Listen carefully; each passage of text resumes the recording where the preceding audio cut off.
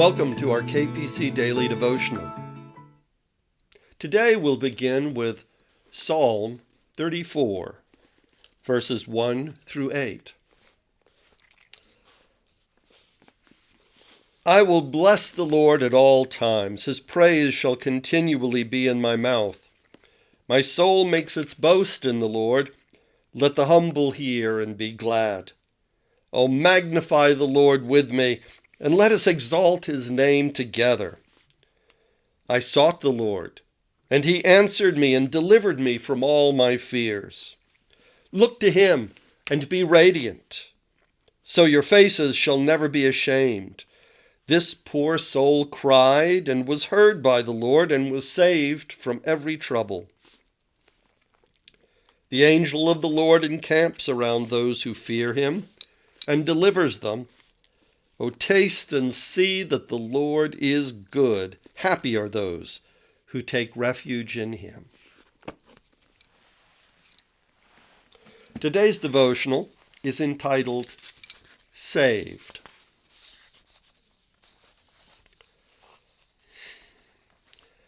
As I approached the duck enclosure, I heard only one quacking in anticipation of a walk, fresh food, and getting put up for the night. The other was missing. I hurried back to the house for a flashlight and began searching.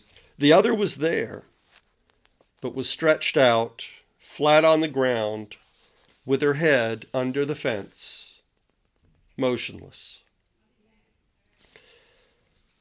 The dogs had been digging under the enclosure wall, so to prevent any of them from getting in, I had wedged a steel oven rack against the fence.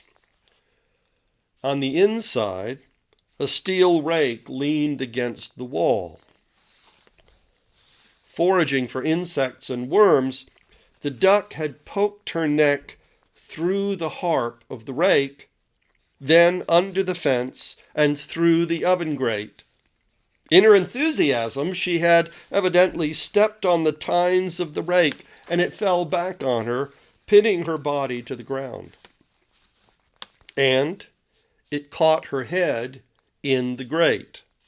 She was trapped, neck stretched out at full length, with twists and ups and downs, over the rake, under the fence, through the grate. I have no idea how long she had been pinned like that. Both of these ducks had been raised by hand from the time they were 4 days old. You would think they were accustomed to being held and hand-fed, but both of them have always been a little standoffish, especially the slightly smaller duck. She was skittish, a little flighty. She would not be held or stroked. She would not eat from your hand, and that was the duck trapped under the fence. Her body was still warm as I inspected the situation. Gently, I lifted the rake off of her, then slid my hand along her neck till I found the grate. With my fingers, I bent the steel wire until I could free her head. She was limp, and I cradled her head and neck as I extracted her. Then I freed her from the harp of the rake and held her a few moments, watching to see if she could move her head and neck at all. After a minute or so, she raised her head and coughed, hacked a little bit. Then she leapt from my arms and hurried to get some water. At first, I gave her soft food. There was a thickening along her neck, swelling, I suppose. It had taken her about, 2 weeks then to fully recover. But now, at least for a while, she will eat out of my hand. If I need to move her in order to change the hay or fill the feed bowl, she now allows me to touch and gently push her aside. I can pick her up, although she's still not excited about being held. She's been saved, and her customary skittishness and fear is if not entirely gone, at least a little less. All of us are naturally skittish toward God. We want to be our own person, free and independent. We do not want to be held and cradled. It feels too much like restraint. And we certainly don't want to be actually restrained, even if it's for our own safety. We resist. We flee. But sooner or later, you will get yourself into a scrape, into a situation you can't get yourself out of anymore. You are pinned by conditions or circumstances beyond your control. Sometimes you can't even quack. It is in these most desperate moments that you learn to pray, to hope for someone greater than yourself, a higher power, a listening God to come and extricate you from the dilemma you have got yourself into.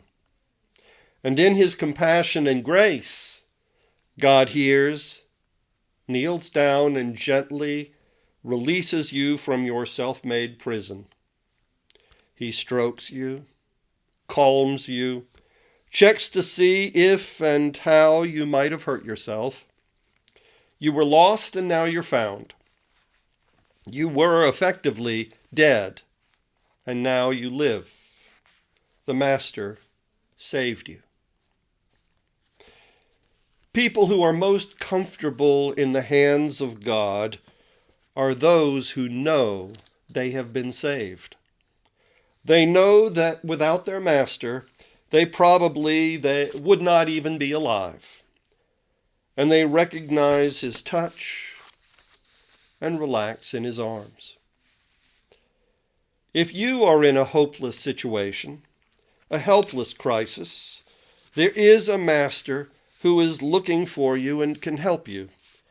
And if you have ever been saved by him, you know at last you have nothing to fear from him ever. I wish you a blessed day ahead. Goodbye.